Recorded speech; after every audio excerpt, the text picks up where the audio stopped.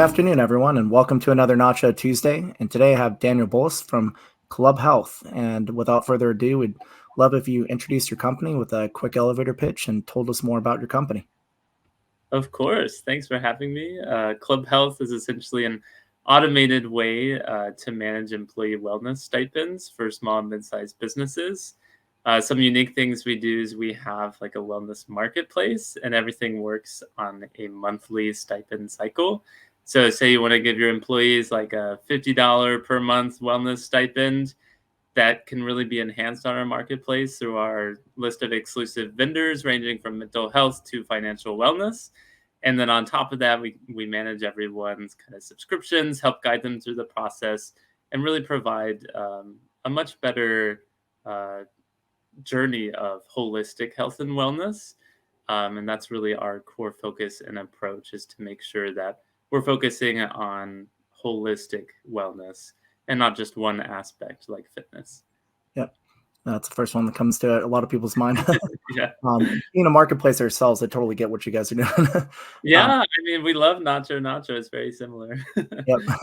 Yeah, I got to add more wellness perks though. But so what got you down this path? I mean, I think corporate wellness is a very important initiative, and I think it's very often overlooked by a lot of companies. So what got you to kind of where you're at today and to get behind starting this company? Where did you see the problem and how did you go about solving it?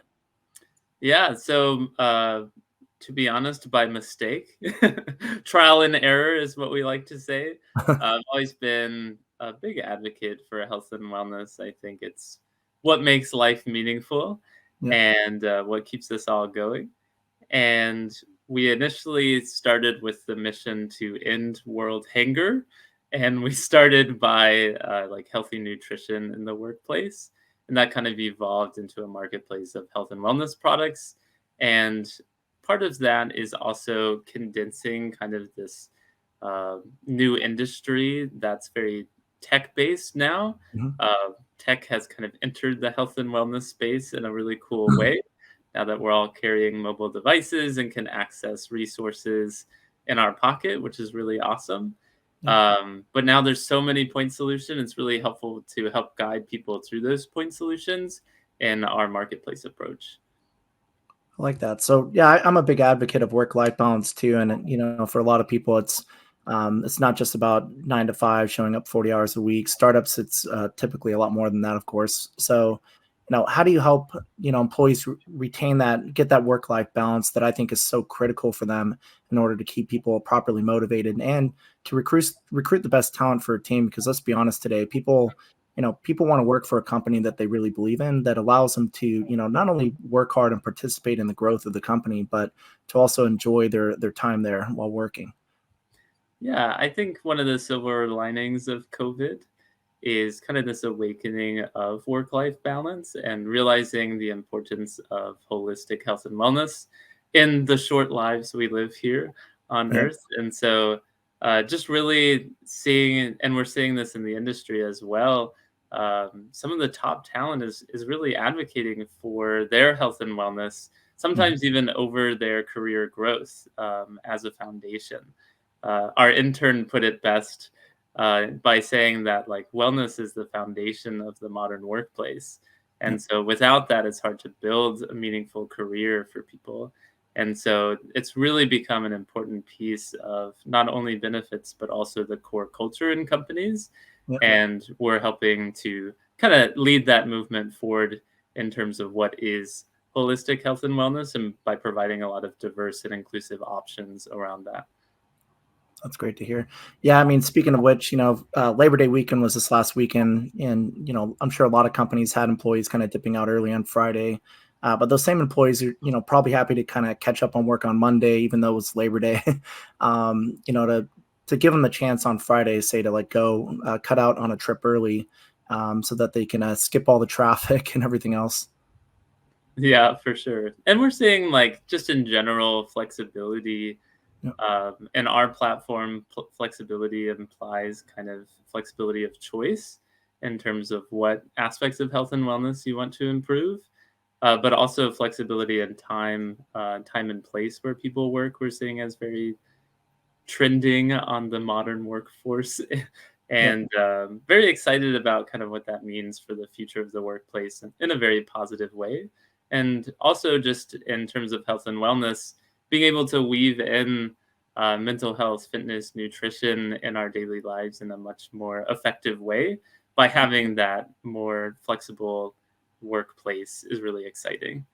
Yep. So, yeah, what do you see as some of the more common wellness trends that are happening in the in companies today? Like, what are they really focusing on? What seems to resonate most with employees to attract them to the company? Yeah, we're seeing kind of a movement away, still keeping it, but a movement away of just offering kind of a traditional gym reimbursement, Yep. which is in a way where a lot of this money comes from that Mhm. companies are dedicating to health and wellness. There's this kind of old standard of Yeah. allowing employees to reimburse gym memberships for their health and wellness. And we're seeing a trend towards a more holistic view of Yeah. that same kind of pot of money. So, how can we use that for people who don't respond well to the gym? Yeah. How can we also use that same money to provide mental health resources, advocate for financial wellness, Mhm. even focus more on family care, family life, daily health? These things are trending, and I caution the word trending. I would say it's trending in the industry Yep. of wellness. It's something that people have always wanted, Yeah. but it's really cool to see companies responding to that need, and also the needs of just a more diverse workplace is Mhm. really exciting to see. Yeah, we'll say it's trending in the right direction. Fine. Right. For sure. Yeah, mental health is another big one too, right? So, what kind of trends do you see there? Because I think mental health has been, largely ignored for the longest time, Mhm. and I think it's coming into more of the spotlight now. And that's, it's it's not just how you feel, but it's also the way you think and where your mind's at that really helps, people achieve that work-life balance. What are your thoughts on the growth in mental health trends and what people can do to offer those kind of services to their employees as well?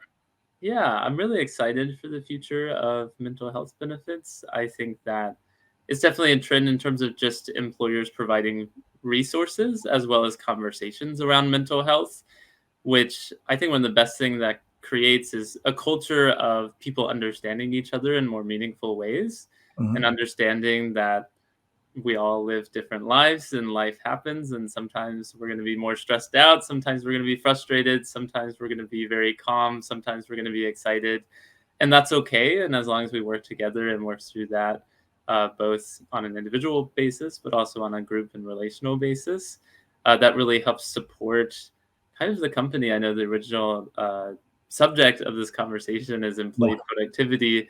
I think without that culture of kind of respecting our mental health, yeah, it's really hard to be productive in today's society. So it's yeah. really exciting to see companies embrace that.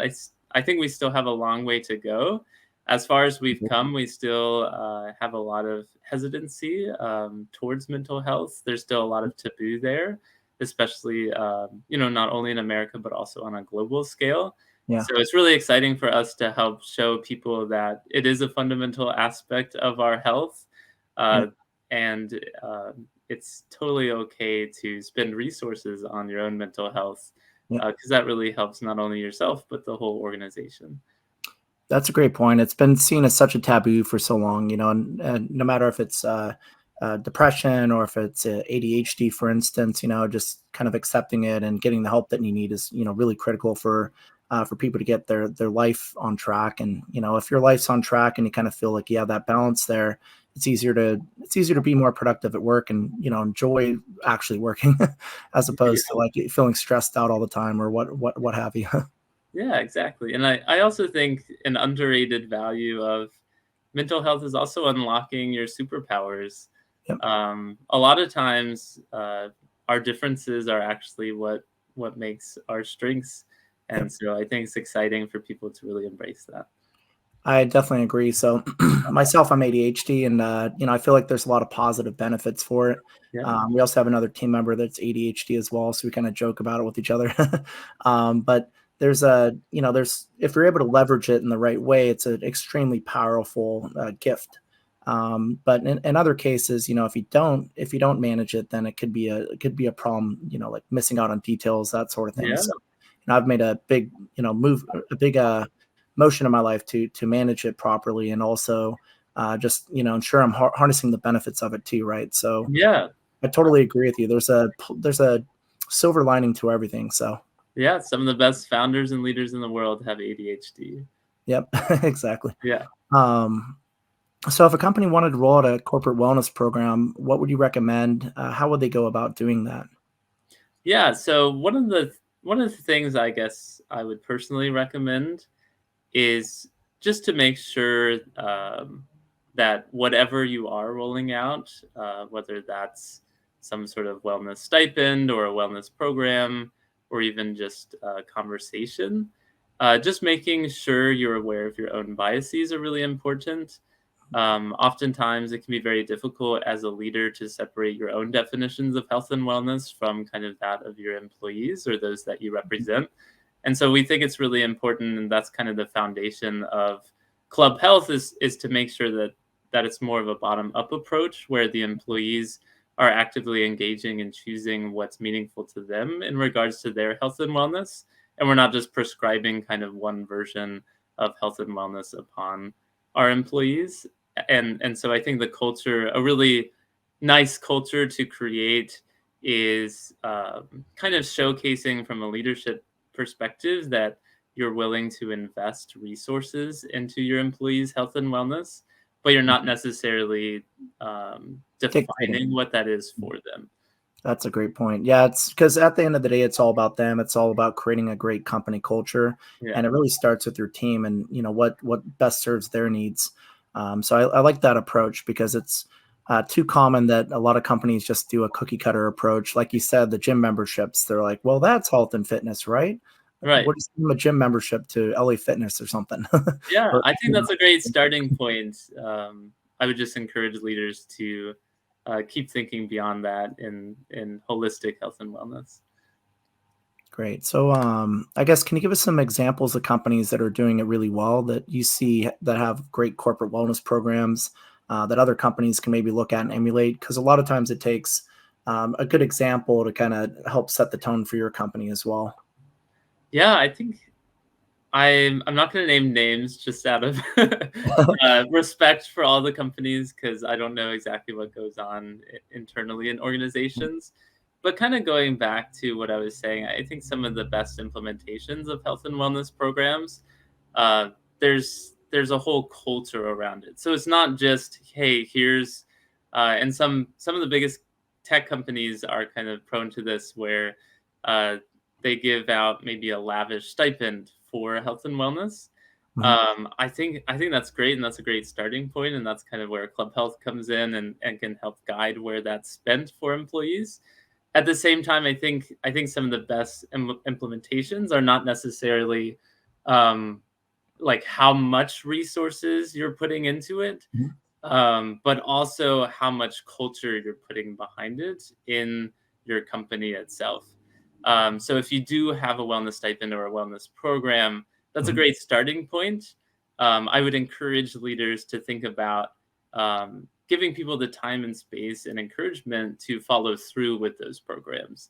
So, for example, kind of the downfall of many gym memberships that we see time and again Right. is you sign up for a Mhm. gym membership, then you get so busy at work, you never end up going to the gym. Yep. And that's kind of a classic case. So, some organizations that I've seen, even on very small budgets, do really well and in inspiring employee health and wellness is Mhm. they, as a leader, will say, hey, I'm taking 30 minutes to go on a walk outside. And I would encourage Yep. everyone to do the same before the next meeting, or if the meeting ends faster than the time allotted. And that really creates this culture of employees thinking, okay, great, because the leadership is showing that it's okay to step outside and take time to focus on health and wellness, Yep. then I can actually do that in my daily life, including in my daily life at work, and that's okay and accepted and also encouraged. And so I guess to summarize that, we see some of the best companies not only provide resources behind health and wellness, but also that culture of encouraging the time and place where it can actually happen. And so you would maybe recommend maybe group events too, like maybe you meet at the gym together, maybe you do a weekend hike or something together, or does that create too much pressure for some of the employees to get involved? What are your thoughts on that? Yeah, I love conversation. I think is a good starting point. I love group events. I think people love it. Yep. My one caution to employers who do group events is going back to not having that bias. Yep. So a common thing here in Seattle, where we both are today, Yep. everyone likes a lot of leaders like to ski, and that's Yep. really exciting for some leaders, and they Yeah. want to like bring the whole team skiing. We've actually seen though some employees are really shy about skiing or don't know skiing. I'm from Alabama. I have no idea how to ski. So that can be really maybe an uncomfortable situation for people who might opt to Yep. back out of that. So just making sure that there's at least a diversity of activities or some thought put behind whether or not everyone wants to do a certain activity, or if you're kind of, again, inserting your own biases into other people's health and wellness. That's a great point because I'm a big skier, so that'd be the first thing that would come to my mind. Or mountaineering, it's like, hey, do you want to go climb Mount Rainier and step over Yeah. some, a couple 100-foot crevasses? No.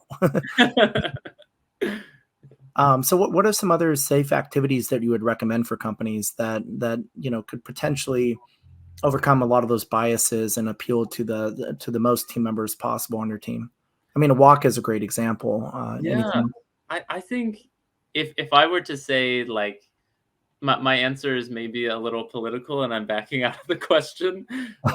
But I think what I would say is honestly give people time and space. Yeah, So maybe say take an hour out of today's workday, and your work yeah, is not to work.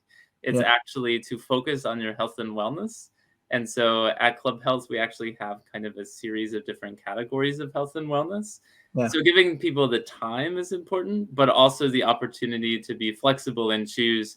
Maybe one person wants to go, on a really quick run for like 5 miles in that period of time. yeah, Another person might just honestly want to like sit down, relax, maybe go through a meditation, do yoga, do bar exercises. There's such a diversity of what people are responsive to. yeah. Some people may just even want to listen to music. So I think just encouraging that as a unit, you can encourage kind of the time to be spent on health and wellness. And I think it's important to realize the diversity of what that means for people. Yeah, you make a good point. So adding the structure around it, maybe making it like a weekly occurrence, at least like an hour, like on Wednesdays or something like that, where it's a set time for employees to really do their thing. So go to the Yeah. gym, meditate, do whatever you need to do, but this is like the hour like we make sure that everybody's taking that time off and making sure that they're getting outside off their computer for a little bit at least. Yeah, and I think going back to the kind of topic of this conversation, employee productivity, a lot of people initially on the surface that seems like, okay, I'm taking an hour of people's work time, so now we're all less productive. I would strongly encourage leaders to rethink kind of that initial gut reaction, Yep. because I've seen just directly employees really thrive and be extremely productive when they are given even just a little bit of time to focus on their health and wellness. Yep. So time wise, you may be taking, an hour Yeah. of their day to do that. But then the rest of the time they're working, they're so much more productive. And I think it's Yep. important to realize that just because we're at work doesn't mean that we're working. Yeah. And I think that's forgotten time and again. Yeah, a lot of those people might be on Facebook or something. Right. Yeah, it's important because they'll be more efficient when they feel like they're mentally there. They got that rest that they needed. Heck, like even sometimes like I'll if I'm just in back to back like 4 or 5 hour meetings, I'm like, all right, I need a 20-minute break for myself. You know what I Yeah. mean? And then I don't like I'll work at night or I'll work like over the weekends. Like I don't care. Like I put in like a ton of hours because it's a startup, of course, and I love what I do. Yeah. So I don't really count hours, but not every employee is like doing that. But knowing when you have to take a break, it could be after a huge stretch of meetings. Your body and your mind's kind of telling you that you need a moment. Maybe take that. Don't be afraid to take that 10 or 20 minutes off and just kind of find your time to kind of reset yourself. because when you get back to work, you're going to be much more productive and just ready to get into it again. Right. And I would also encourage kind of the separation of time versus productivity. Yep. More time doesn't always equal more productivity. Yep. And I would argue that a lot of times if we are going into work and we are ourselves not in the best place, we're not fully there, we're not fully healthy, even just conversations with maybe a very important partner or a very important teammate can devolve quite a lot if someone's coming in with a lot of maybe unresolved health issues. Yep. And I think it's really important to distinguish that just because they're there doesn't mean that like that's the best use of their time. Yep. And so I think focusing on our health and wellness first, I always compare. I know it's a terrible comparison, but I think it just helps providing more of a mechanical imagery behind this. Yeah. I don't think any of us would want to drive a car that hasn't really been well maintained. Yep. And so I always encourage leaders, like, just as much as you care for your car maintenance and fill it up with gas and make sure that it's clean and make sure that the oil's changed, the same we need to do for ourselves before we get on the road and drive 80 miles an hour cross country. And I Especially think with those startup speeds too. exactly. So often we just jump on the highway and then all of a sudden we realize, oh no, we don't even have tires. So Yeah. it's really important. I can't stress enough how important like that foundational health and wellness is to the workplace and to productivity, because then we can really bring our best selves, and that just creates kind of a healthier society and economy. I agree. And another big topic of mine I always love to talk about is failure, because I think there's a lot of negative misconceptions around it. And, I think, I'm a big advocate of changing that. And I think failure is a great learning opportunity for people. What are your thoughts on failure and how people can learn from it and use it, turn it into a positive thing? Because obviously in work, I mean, it's a competitive space. We're going to fail a little bit here and there, one way or the other, every day or every week or what have you. It's the nature of doing business. And if you're not failing, then you're not really doing anything. So I'd love to hear if you had a great story from a failure and a lesson you learned from that, and what you would recommend for others and how they can approach that concept of failure and how to turn it around into something positive. Yeah. One of my favorite quotes is, "You only fail if you don't learn." Yep. And I think the concept of failure is really poorly written. Sometimes it can be similar to our concepts of health, just very narrow. I think failure is exciting. It's showing that you're stepping outside of your comfort zone. I failed a million times, and each time I learned something. And Yep. I think in learning something, you grow. And so, in an interesting way, failure like is success in Yeah. many cases, almost all cases, as long as, like I said, you're learning and growing. Yeah. And so I guess, I mean, ClubHealth is a great example where we started out as kind of like a healthy lunch nutrition solving world hanger. Yep. And we I evolved. love the pitch though. So, We really evolved into like a holistic health and wellness marketplace for employee wellness stipends, and have done really well at that. And we could have just failed at the first one and given up, but we just kind of iterated, pivoted, grew, and learned from it. And we still do that every day.